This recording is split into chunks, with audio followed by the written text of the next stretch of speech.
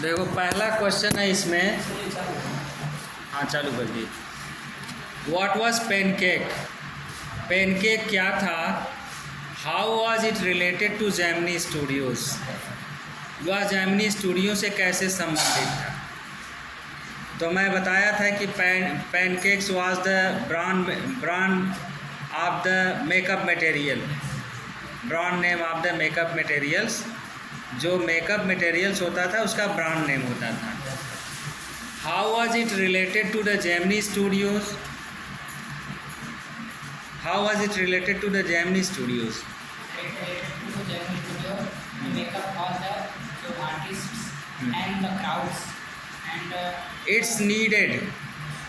It's needed a lot of to make up the actor and actresses. Yes. All the actor and actresses, all the कलाकार को क्या बोलते हैं English में? all the artists of the related to the Gemini Studios and the crowd peoples. So that is why there is a lot of there is a lot of need of pancakes or makeup material. Where was the makeup department of the Gemini Studios situated? Makeup department कहाँ पे, Gemini studio में कहाँ पे establish था?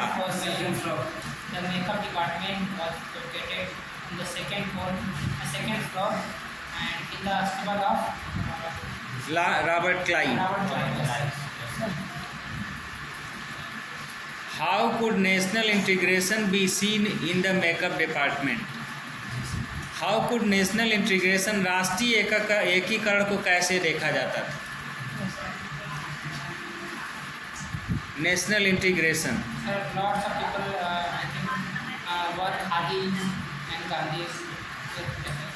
Lots of people, वो तो होगा। जैसे first of all A Bengali headed the Gemini studios, after that Marathi headed the Gemini studios. In this way we can see there are lot of peoples who headed the Gemini Studios. This is the symbol of social integration या national integration। जैसे उसके head के रूप में बहुत सारे राज्यों के लोगों ने काम किया और बहुत सारे संस्कृति का भी वो कहीं ना कहीं डाइवर्सिटी, जो सांस्कृतिक विविधता थी, उसको भी फिल्मों के माध्यम से प्रदर्शित किया जाता था और सामाजिक एकता को भी दिखाया जाता था, नेशनल इंटीग्रेशन को भी दिखाया जाता था। तो इसलिए how could national integration be seen in the makeup department, कैसे देखा जा सकता था? तो ये सारी चीज़ें उसमें कही जा सकती।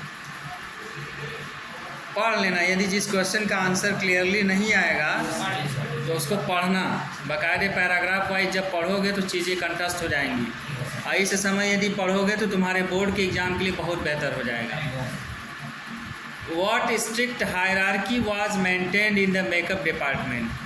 श्रृंगार विभाग में क्या संख्या सख्त अनुक्रम था, पद अनुक्रम निर्वाहित किया जाता था? The strict hierarchy was in the makeup department is the senior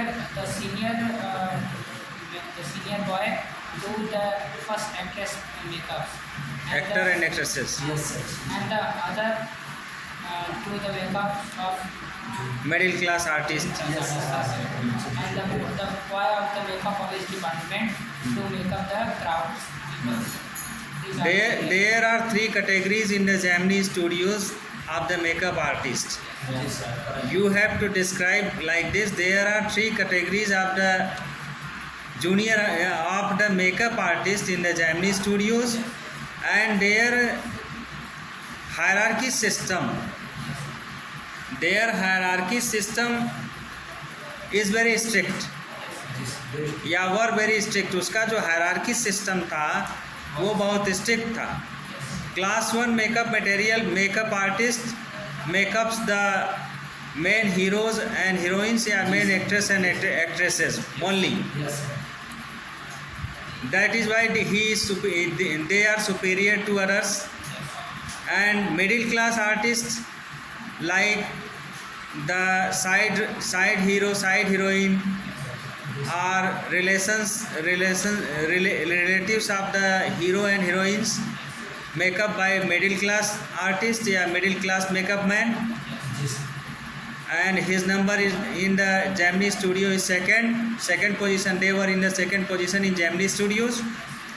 Yeah, they have acquired second position in the makeup art as a makeup artist in the Gemini studio. Office Boy is the lowest sequence of the makeup artist. Makeup artist में जो सबसे sequence में सबसे पदानुक्रम में नीचे होता था वो ऑफिस बॉय या थर्ड लेवल का होता था। वो क्राउड का और तमाम चीज़ों का इन सब का मेकअप करता था। तो that is why they were divided into 3 parts and they were followed their classification very strictly.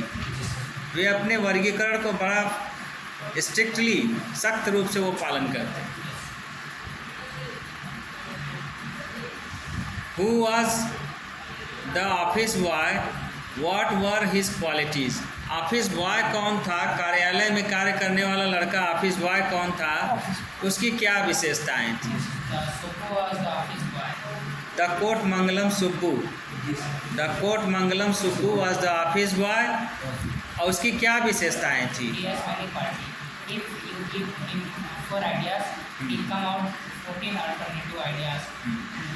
Whereas the other persons have no ideas to perform any scenes, he at once created 4 ideas, and after some minutes, there are 14 ideas came into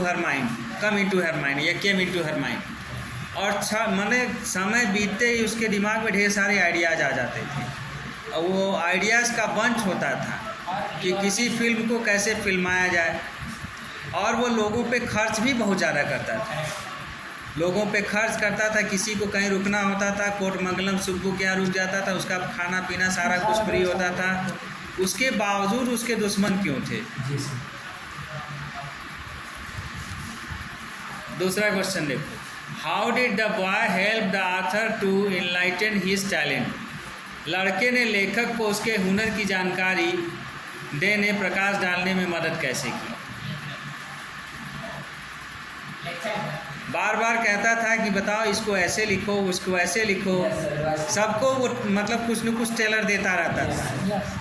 तो इसको लगता था कि office boy वाला जो काम है, भीड़ भाड़ वाला जो शूटिंग है, वो हमेशा चलता रहे ताकि हमको डिस्टर्ब न।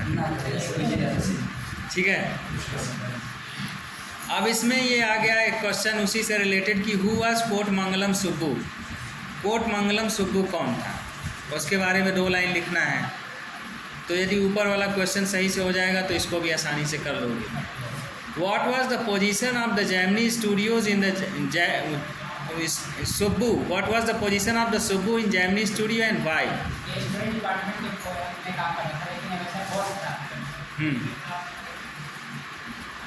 He was always close with the boss and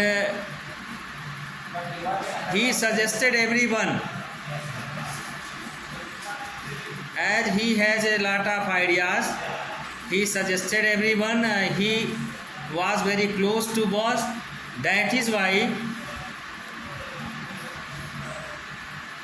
Gemini studio में सुब्बू की क्या स्थिति थी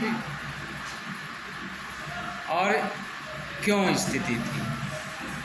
तो ये सारी चीज़ें तो उसी में हो जाएंगी कि इसी वजह से उसको लोग ज़्यादा पसंद करते थे। वो बॉस के नज़दीक रहता था, किसी को कुछ कह भी देता था तो लोग बुरा नहीं मानते थे और अब शब्द का इस्तेमाल नहीं करता था।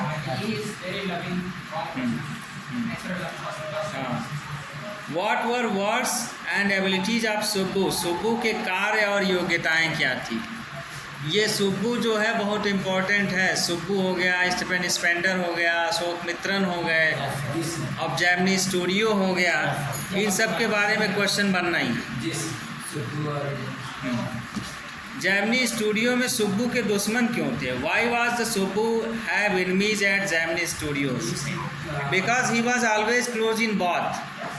क्लोज विद द बॉस, वह हमेशा बॉस के बहुत नज़दीक रहता था और उसके बाद सभी को सजेशन दिया रहता था। कुछ लोग उससे चिढ़ते थे, जलते थे, इस वजह से उसके दुश्मन थे। What was the story department in Gemini Studios? Gemini studio में कथानक कहानी विभाग क्या था?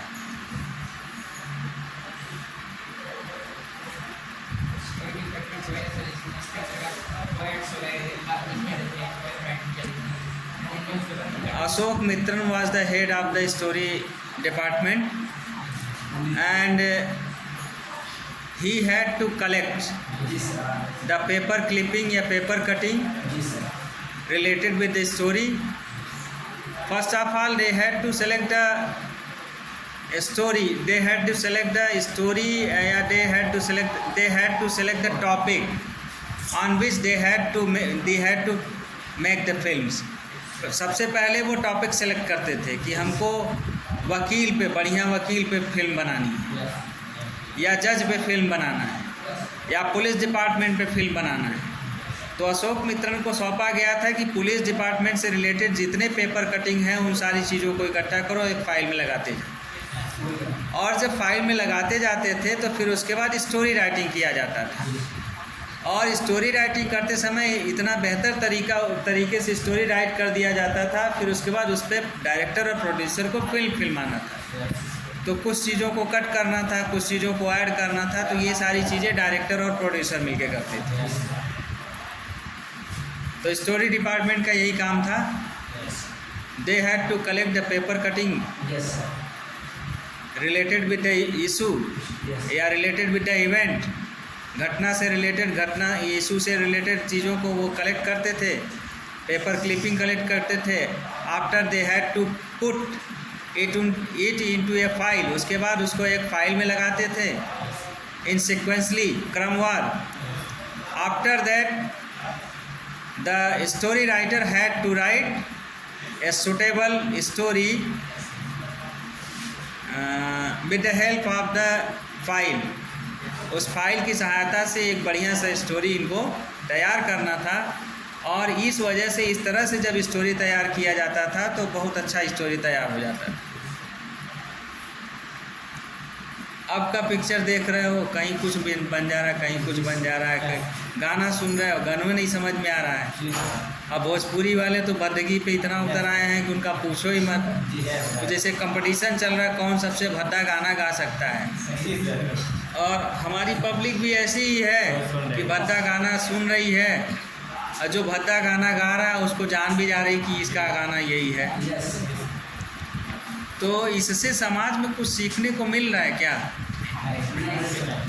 सीखने को मिल रहा है गलत चीज़ें, गंदी चीज़ें। ये लोग जो गाना गा रहे हैं या जो लिख रहे हैं, इससे समाज में डबल मीनिंग, ट्रिपल मीनिंग चल रहा है। इससे बच्चे बिगड़ रहे हैं, पीढ़ियाँ बिगड़ रही, बर्बाद हो रही हैं। ठीक है, पहले जो लिखे जाते थे स्टोरी वगैरह, तो उससे लोग मोटिवेट होते थे, स्टूडेंट मोटिवेट होते थे, जो पढ़ता था, जो फिल्म देखता था, उसके अंदर जोश जुनून आ जाता था। गाना का सुनो, गाने का एक एक अर्थ, एक एक लाइन का, एक एक शब्द का अर्थ निकलता है। अब का कुछ अर्थ निकलता है, पानी पानी वाला सॉन्ग सुने हो, क्या मतलब आता है उसका? तो बहुत सारे ऐसे सॉन्ग हैं बने हुए जिस पे आदमी थिरकता है, उस गाने का मतलब समझ में आए चाहे न आए। इससे अच्छा जनरेटर ही चला दो, जनरेटर की आवाज़ पे चिरकेंगे सब।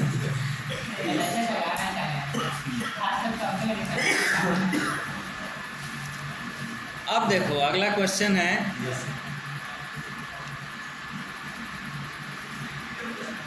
How did the lawyer of the story department destroy the career of an extremely brilliant actress? कहानी विभाग के वकील ने एक अत्यधिक हुनरमंद अभिनेत्री का पेशा या कैरियर कैसे तबाह किया? An brilliant actress. One day she spoke loudly in the office. Then when she stopped, then the lawyer had suddenly on the switch button of the audio recordings, and when she stops, he said one at time, and he played back the recording. So when she listened the recording, she hadn't speak anything wrong with the boss, but she is come from the countryside, so she very fear from this, and in this way she her talent was lost, and it was the end of the story of the most brilliant. He had to think about this before saying anything. She had to think first. After that, she had to speak. That is why she was in dilemma: what to speak, how to speak, and when to speak. She couldn't understand. That is why she had to lose their careers. जब उसने ऐसी recording कर दी कि जो कुछ भी loudly बोली, उसने रिकॉर्डिंग किया, उसने कुछ गलत तो नहीं बोला, मगर उसको लगा कि जब भी मैं बोलूँगी सारी रिकॉर्डिंग रहेगी, कुछ अपशब्द ना निकल जाए. तो she doesn't understand, she couldn't understand what to speak, when to speak, how to speak, कब बोलना है, कैसे बोलना है, इसके बारे में हमेशा she always begin to thought, हमेशा सोचती रहती थी. That is why she had to loss, उसको अपना खोना पड़ा the career. Why did the lawyer loss his job, वकील अपना कैरियर कैसे खोया. When the boss has told the story department, then lawyer has lost the job. It was the first time in the history that closing the poet department had lost any lawyer job. So that was the The head of the Gemini Studios, the liar advised to close the story department. First of all, liar had advised the head of the Gemini Studio that he had to close the story department. उनको कहानी का विभाग बंद कर देना चाहिए, तो उन्होंने उसके सलाह पे कहानी विभाग बंद कर दिया. मटेरियल कहाँ से सारे मिलते थे स्टोरी लिखने के लिए, फिल्म बनाने के लिए? स्टोरी डिपार्टमेंट से. तो सबसे पहले लॉयर की जॉब गई, उसके बाद एक्ट्रेस की हीरो हीरोइन की जॉब गई, सबकी जॉब चली गई. समझे? सारा सोर्स ऑफ मटेरियल जो था वो स्टोरी डिपार्टमेंट से आता था. जब स्टोरी ही नहीं रहेगा तो किस पे डायरेक्टर प्रोड्यूसर किस पे फिल्म बनाएंगे, और स्टोरी नहीं रहेगा तो हीरो हीरोइन कैसे बनेंगे, स्टोरी नहीं रहेगा तो विलन कैसे बनेगा. तो ये लायर के सजेशन पे हेड ने स्टोरी डिपार्टमेंट को बंद किया. स्टोरी डिपार्टमेंट के बंद होने से पहले स्टोरी राइटर की नौकरी गई, उसके बाद धीरे धीरे करके सभी की नौकरी चली गई. What is communism, how was it seen in Gemini studio. Communism क्या था, जेमिनी स्टूडियो में यह कैसे देखा जाता था.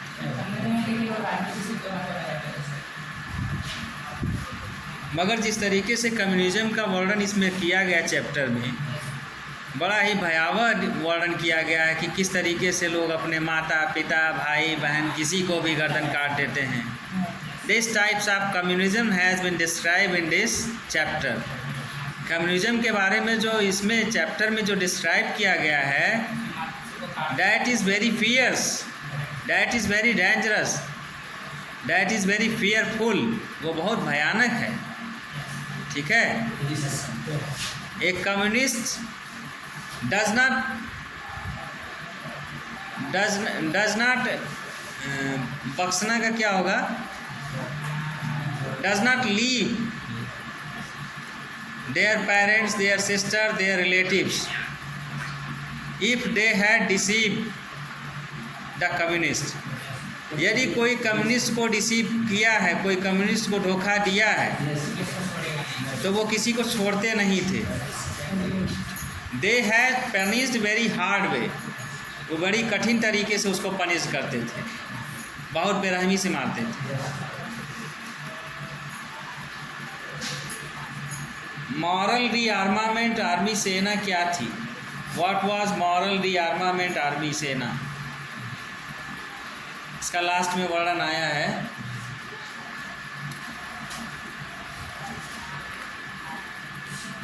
बताओ जी दीपू। दीपू जी सर। बताओ कि कुल यही जेपीए बताएगा, जेपीए लिखवाएगा सबका।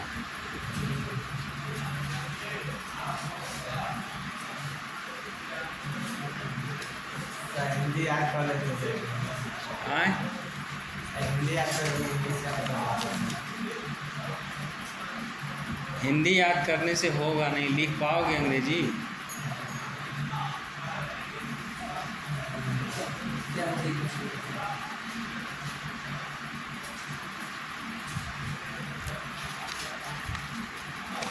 लिख के लाना। Who was the author visitor at Gemini Studios? Why was he welcomed? Gemini studio में दूसरा कंदुक कौन था, उसका स्वागत क्यों किया गया? स्टीफन स्पेंडर का ही वो an elementary to school Stephen Spender का ही है, ठीक है। हाँ, अगला देखो। Why did the visit of an English poet remain an unexplained mystery? एक अंग्रेजी कवि का आगमन एक अस्पष्टीकृत रहस्य क्यों बनकर रह गया?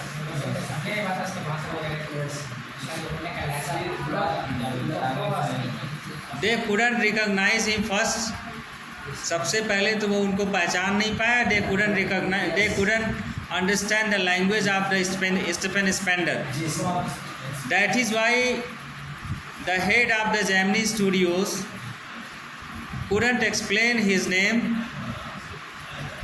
and couldn't explain about his works। उसके काम के बारे में भी एक्सप्लेन नहीं कर पाए, उसके बारे में भी एक्सप्लेन नहीं कर पाए, नाम भी नहीं बता पाए। डेमोक्रेसी के बारे में बताते रहे और हाँ इधर उधर घुमाते रहे, सही चीज़ नहीं बता पाए।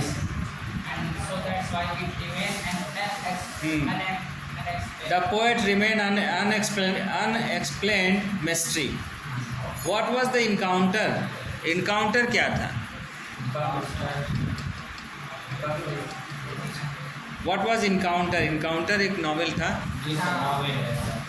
जो रिटन बाय उनसे आता है, जिसको लेखक का वहाँ पे पाता है, जो सेल लगा होता है बुक्स के यहाँ पे, वो ऐसा खाता है एनकाउंटर को, तो बहुत चीपेस्ट होता है books. Who was the Stephen Spender and how was he related to the Gemini Studio? Stephen Spender कौन था, Gemini Studio से कैसे संबंधित था? What was the god that fell? What did he refer to? God that fell क्या था, वह क्या उल्लेख होता है उसमें? 6 लोग। It was a very interesting, very mysterious book written by 6 prominent writer। 6 प्रसिद्ध लेखकों द्वारा लिखा गया था। The God that fail and every writers has put their own ideas to in the sense of the god that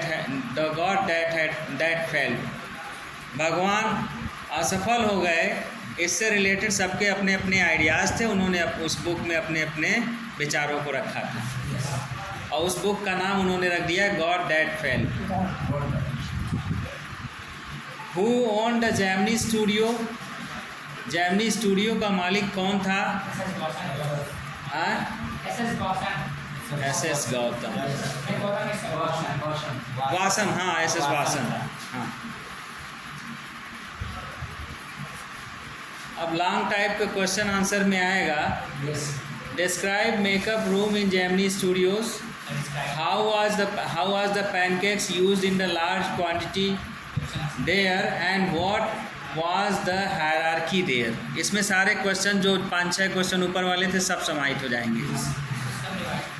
और long question ये है, what was the author role in Gemini studio? लेखक का रोल जेमिनी स्टूडियो में क्या था? How did the talent of the author come in light? लेखक का हुनर कैसे प्रकाश में आया? What was his actual role? उसकी वास्तविक भूमिका क्या थी? Who was Kothamangalam Subbu? कोटमंगलम सुब्बू कौन था? What was his position in Gemini studios and how did he achieve it? Describe the versatility of the Kothamangalam Subbu. Kothamangalam Subbu की बहुमुखी प्रतिभा का वर्णन कीजिए। हाँ।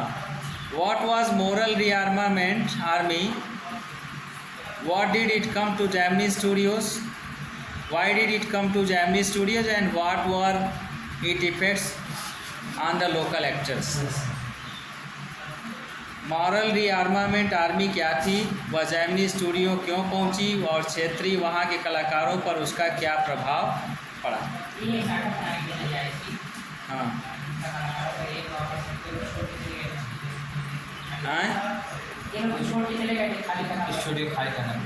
स्टूडियो खाली करना पड़ा। हाँ, तो डिस्टर्बेंस होता था। Who was the visitor come to Gemini Studio? How did the audience take his visit? What was his connection with the book The God That Felt?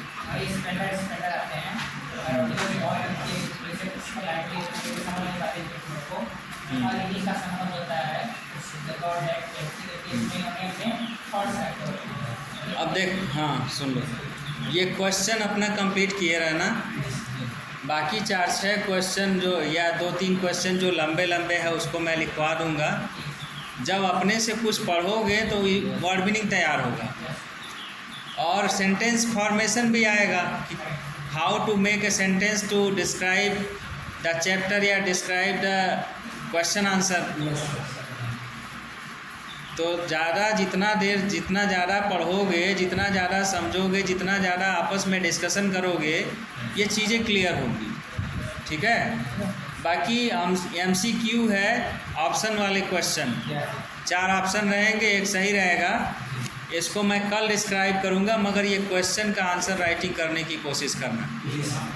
और पढ़ने का तरीका यही है, चैप्टर को 10 बार पढ़ डालो, फिर उसके बाद अगले दिन पढ़ने से पहले उसको 10 मान लो 5 बार हिंदी पढ़ो और 2 बार हिंदी इंग्लिश साहित्य पढ़ो।